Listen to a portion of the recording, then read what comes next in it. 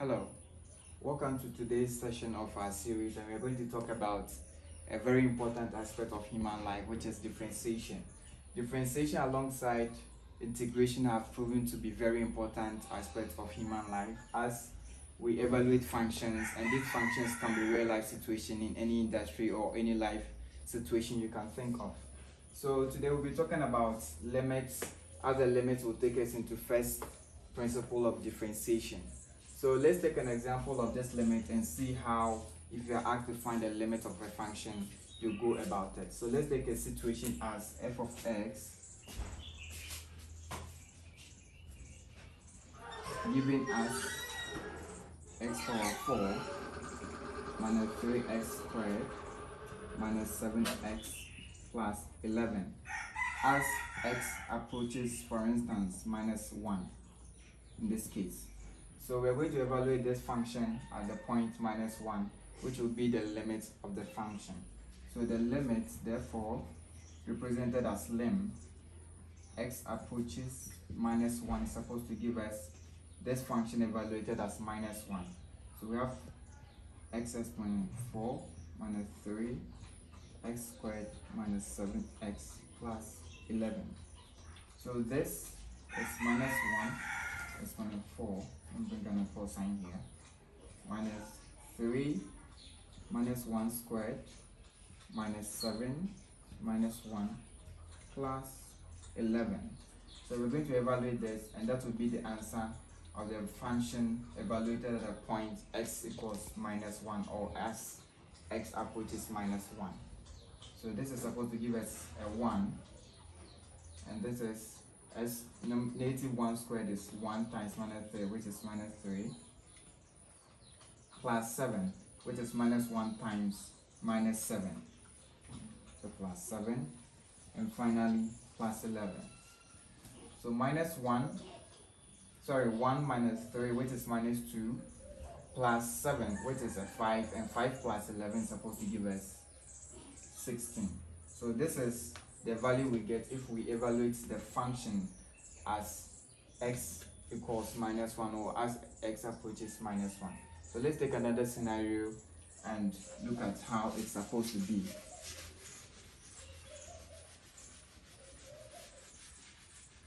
So let's think of a function as f of x equals x cubed minus 1 over x minus 1 as x approaches 1.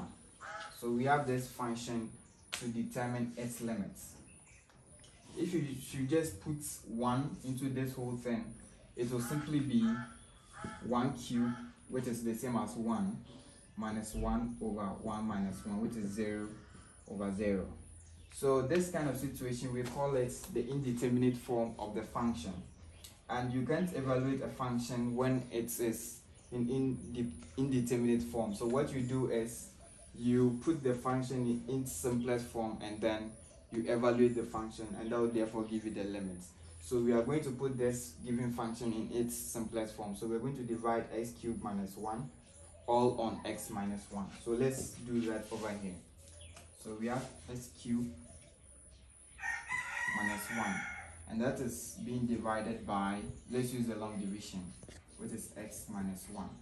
So x goes into x cubed twice, which is x squared. So multiply this by the whole of this.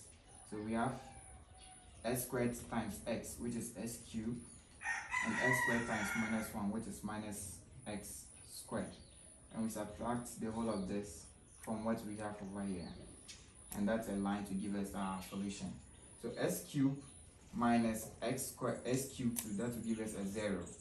And this is minus 1. There is no like term of that over here, so we maintain our minus 1.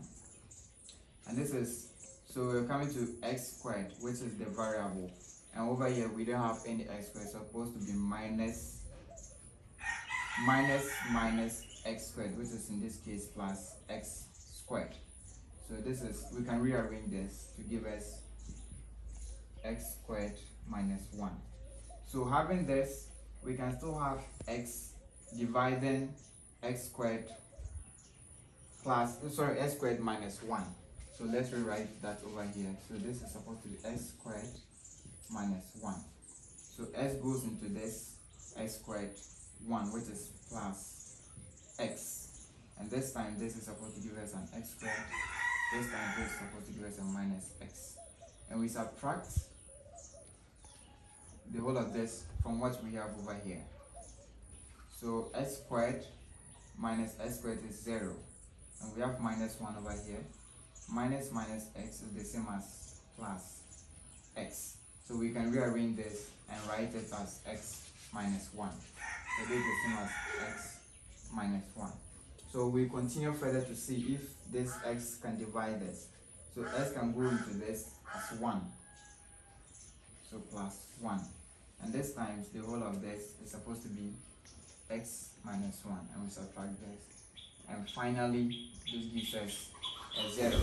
So this is we dividing this by this. So this is supposed to give us the whole of this multiplied by this all on this. So we have s squared plus x plus 1 multiplied by the dividend, which is x minus 1, all over the general denominator, which is x minus 1. So this x minus 1 will take away this x minus 1. So therefore the function is simply given as s squared plus x plus 1. So we are going to evaluate this function at the point as x approaches 1 of this whole given function. So we simplified it by dividing this to see what we have, as in grouping it, and then we evaluate what we have. So this is what we're going to do.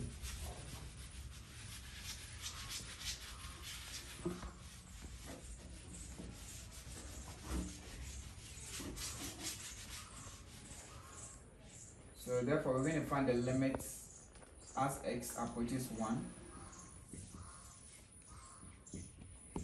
of this function as x squared plus x plus 1. So this is supposed to give us 1 squared plus 1 plus another 1. So this is 1 plus 1 plus 1. Finally, 3. So in this case, we simplified and we evaluated the function. So this is what we call by differentiation by the first principle. So let's look at another simple example. We will be asked to find the limits, as in this case n approaches 0, of the function n squared plus 4n over 2n. Should we put n equals 0 in this whole of equation? We get 0 over 0, which is again an indeterminate form of this function. So we are going to simplify it further down, and we can do that by factorizing a common variable in the numerator, as we can all see. So n can come out, and n coming out of n squared is supposed to give us an n plus 4 over all over 2n. So this n can take away this. So we finally have n plus 4 over 2. So putting n equal to 0 in this simple equation or function, we get 0 plus 4 over 2, finally giving us 4 on 2. And this is supposed to be 2 in the final answer. So this is how limits work. So after this limit, I want us to talk about differentiation by the first principle.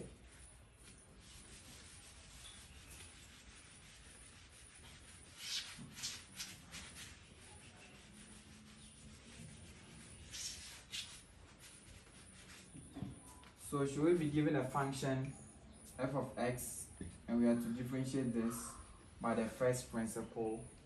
It's the differentiated form of this is supposed to be a dy over a dx, which is equal to the limits as h approaches 0 of the function f of x plus h minus the function f of x all over h.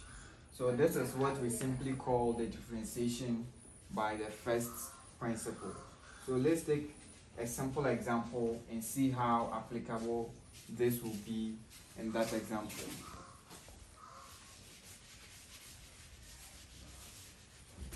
So if we have a situation like y is equal to ax plus a b, and we are supposed to differentiate this function, which is f of x, or y is equal to ax plus b, we use the normal formula of differentiation by first principle, which I already talked about. So our differentiated function is supposed to be the limit,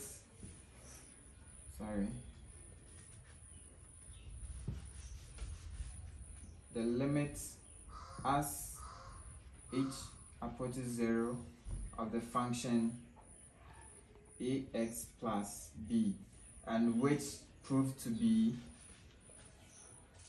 f of x plus h minus f of x all on h. So let's put this idea into this simple example and see how we can solve it. So this is supposed to be x plus h for this x we are talking about, brackets, plus this, because the whole of this is a function. So this is a function where the x component and h is what is added, but then this x is being multiplied by an a, so we bring a over here, plus b, so minus the whole function where we don't have h attached to it, so minus ax plus b all on h. So we're going to simplify this, and that will be the answer for this function being differentiated with the first principle. So a times x is ax, a times h, so we have to bring out the limits h approaches 0. So the limit as h approaches 0. So this time this is ax, and a times h is plus ah, this is plus b, and this will give us a minus ax minus b all on h. So this ax, it has something negating it over here, so that will go away, and we have ah plus b minus b. So this minus b, this will take away this, as this will also take away this. So we have the limits as h approaches 0 of the function ah over h. Be careful over here, if we should put h equal to 0 into this, it will give us 0 and 0, which is already the indeterminate form which we talked about in limits. So we simplify this, and with simplifying this, we divide h on h, or ah on h, and in this case this will take away this, and we evaluate the limits as h approaches 0 of a. So we don't have any h component over here, so in this case the answer is supposed to give us an a. So the dy dx of this given function is supposed to give us a. So this is what we simply call differentiation by first principle. Let's take another example and see how best we can solve it.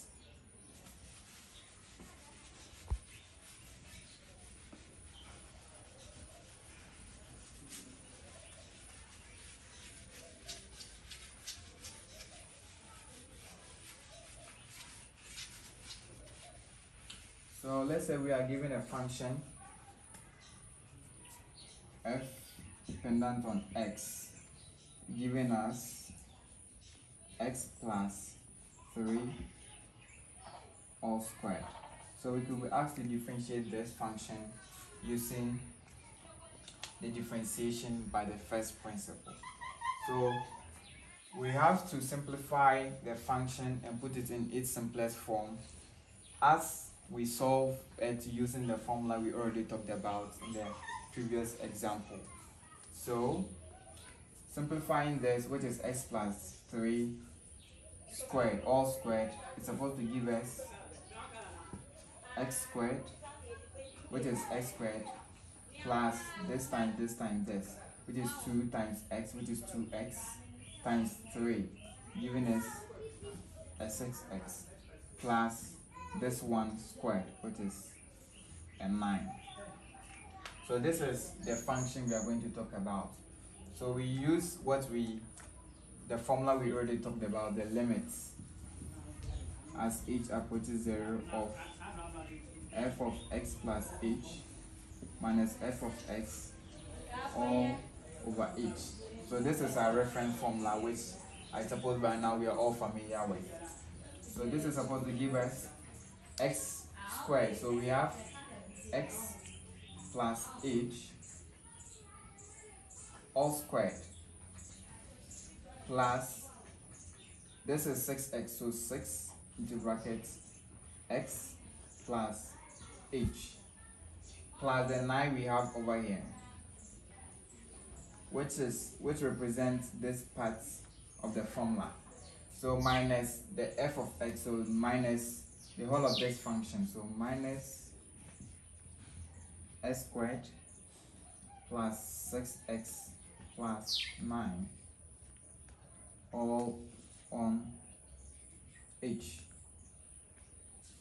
So this looks a bit cumbersome, but if you look at it very diligently, you'll be able to come out with a final simple answer. So let's start over here. So x plus h all squared is supposed to give us, sorry, we forgot our limits. So the limits as h approaches 0. So we have the same thing over here, limit as h approaches 0. So we have this, so we already know of our limits as h approaches 0 of, let's simplify this. So this is supposed to give us an x squared plus 2xh, 2 times x times h, plus h squared plus 6x plus 6h, that is 6 times x and again 6 times h, plus 9 minus the whole of this, which is minus x squared minus 6x minus 9 all over h. So we realize that we have like items in the numerator which we can just simply cancel out. So this x squared has the same thing over here negating, so this will go away. What again? We have plus 6x and minus 6x, so that 2 also go away. And these are plus 9 minus 9, that will also go away. So leaving s 2xh plus h squared plus 6h all on h. So this is what we have to evaluate its limit as h approaches 0. So we are going to actually simplify this and evaluate the limit. So simplifying this, 2xh on h. So this will give us a 2x, and this will give us a plus h, and this will give us a plus 6. So we divided this h by all the variables we have over here. So if you have, for instance, the simple way we did this, if you have a plus b plus c all on d, it's supposed to be a on d plus b on d plus c on d. So that was the same thing we did over here, and we evaluate this at the limit as h approaches 0. So the limit of this as h approaches 0 is to replace the h component with a 0. So this will prove to be 2x plus 6. So that is the final answer we should get by differentiating the whole of this, which has been simplified to x squared plus 6x plus 9 using the first principle.